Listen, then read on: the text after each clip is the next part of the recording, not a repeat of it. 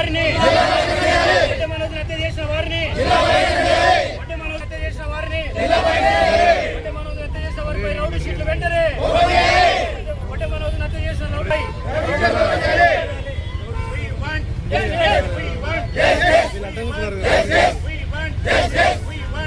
ముద్దాయిల ఉద్యోగాలు వెంటనే హత్య చేసిన ముద్దాయిల ఉద్యోగాలు వెంటనే హత్య చేసిన ముద్దాయిల ఉద్యోగాలు వెంటనే హత్య చేసిన ముద్దాయిల ఉద్యోగాలు వెంటనే హత్య చేసిన ముద్దాయిలపై రౌడీ షీట్లు హత్య చేసిన ముద్దాయిలపై రౌడీ షీట్లు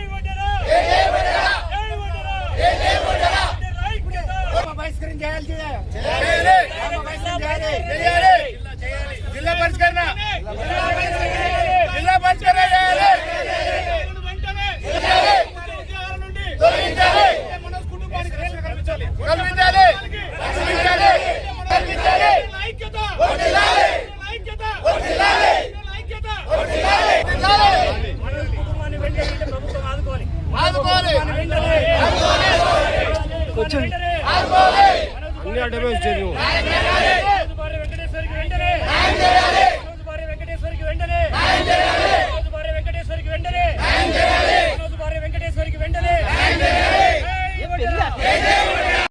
ఇంటి దగ్గర ఉన్నటువంటి ఒడ్డే మనోజ్ కుమార్ని అదే గ్రామానికి చెందినటువంటి ఒక సైకో ఒక విచ్చలవిడిగా జులాయిగా తిరిగేటువంటి ఒక వ్యక్తి ఎరకలి వంశీ వాళ్ళ అమ్మ వాళ్ళ నాయన వాళ్ళ చిన్నాయన వాళ్ళ చిన్నమ్మ వాళ్ళందరూ కలిసి ఇంటి మీదకి వచ్చి ఈ యొక్క ఒడ్డే మనోజ్ని అతి కిరాతకంగా కత్తితో పొడిచి చంపివేయడం జరిగింది.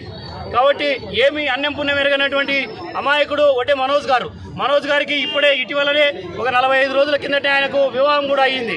కాబట్టి ఏమాత్రం విచక్షణ లేకుండా ఘోరాతి ఘోరంగా కత్తులతో పొడిచి ఎరకలి వంశీ అనేటువంటి వ్యక్తి మనోజ్ని చంపివేయడం జరిగింది. కాబట్టి మేము ఈరోజు ఆంధ్రప్రదేశ్ వడ్డెర సంఘం తరఫున కర్నూలు జిల్లా నంద్యాల జిల్లా వడ్డెర సంఘాల తరఫున కర్నూలు కలెక్టరేట్ కాల ఈ ధర్నా కార్యక్రమానికి ఈ నిరసన కార్యక్రమానికి ఈ యొక్క హత్యాకాండను నిరసిస్తూ ఈరోజు ఈ కార్యక్రమాన్ని ఇక్కడ చేపట్టడం జరిగిందని చెప్పి తెలియజేస్తున్నాం.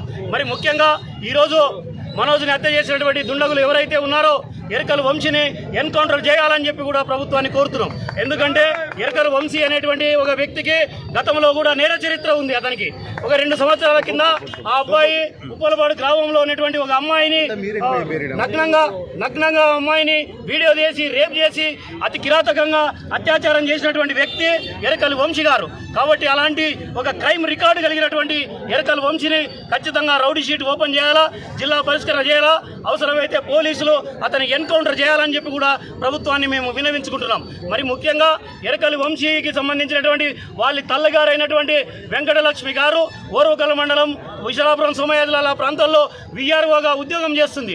వాళ్ళ తండ్రి గారు శ్రీరాములు గారు కూడా ఓర్వకల్ మండలంలో ఎలక్ట్రికల్ డిపార్ట్మెంట్లో లైన్మెన్గా ఉద్యోగం చేస్తున్నాడు. వీళ్ళు ప్రభుత్వ ఉద్యోగాలు అయ్యిండి కూడా కొడుకుని ప్రోత్సహిస్తూ వాళ్ళు కూడా ఈ యొక్క మనోజ్ని కాళ్ళు చేతులు పట్టుకొని వాళ్ళు తల్లిదండ్రులు పట్టుకొని ఉండగా వాళ్ళ చిన్నమ్మ చిన్నాయన పట్టుకొని ఉండగా వాళ్ళ ఎరకలి వంశీ అనే వ్యక్తి వచ్చి కత్తితో గొంతు మీద పొడిచి క్రూరంగా చంపివేయడం జరిగింది.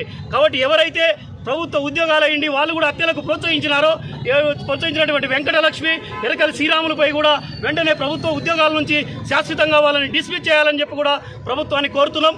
మరి ముఖ్యంగా ఈరోజు భర్త చనిపోయి మనోజ్ చనిపోయి భార్య వెంకటేశ్వరి ఈరోజు అనాథగా మారిపోయింది. 1 రోజులు కావస్తుంది. ఆ అమ్మాయికి ఎవరు ఈరోజు దిక్కు అని చెప్పి ప్రభుత్వాన్ని మేము సూటిగా ప్రశ్నిస్తున్నాం. కాబట్టి ప్రభుత్వం ఆదుకోవాలా, ప్రభుత్వ పథకాల ద్వారా అమ్మాయిని ఆదుకోవాలా, ఆ అమ్మాయికి అవసరమైతే ప్రభుత్వం ఒక ఉద్యోగం ఇచ్చి కూడా ఆదుకోవాలా, అవసరం అనుకుంటే ఆ కుటుంబానికి ఒక 50 లక్షల రూపాయలు ఇవ్వాలని కూడా ప్రభుత్వాన్ని మేము ఈరోజు సభాపూర్వకంగా డిమాండ్ చేస్తున్నాం.